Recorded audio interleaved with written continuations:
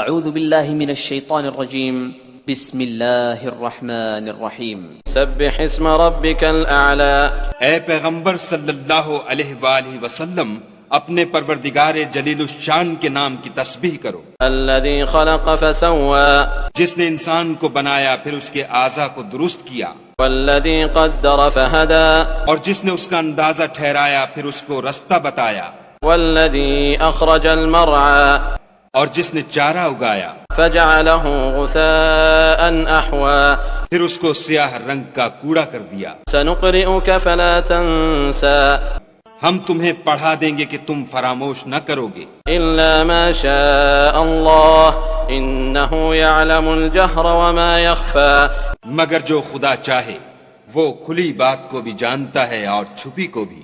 ونیسرک للیسرى، ہم تم کو آسان طریقے کی توفیق دیں گے، فذکر ان نفعت الذکریٰ، سو جہاں تک نصیحت کے نافع ہونے کی امید ہو نصیحت کرتے رہو۔ سیذکر من یخشی جو خوف رکھتا ہے وہ تو نصیحت پکڑے گا، ویتجنبها الاشقى اور بے خوف بدبخت پہلو تہی کرے گا، الذی یصلی النار الکبریٰ، جو قیامت کو بڑی تیز آگ میں داخل ہوگا، ثم لا يموت فيها ولا يحيا، پھر وہاں نہ مرے گا نہ جیے گا۔ قد افلح من تزکا، بے شک وہ مراد کو پہنچ گیا جو پاک ہوا وذکر اسم ربه فصلى، اور اپنے پروردگار کے نام کا ذکر کرتا رہا اور نماز پڑھتا رہا۔ بل تؤثرون الحیاة الدنیا مگر تم لوگ تو دنیا کی زندگی کو اختیار کرتے ہو، والآخرة خیر وابقى، حالانکہ آخرت بہت بہتر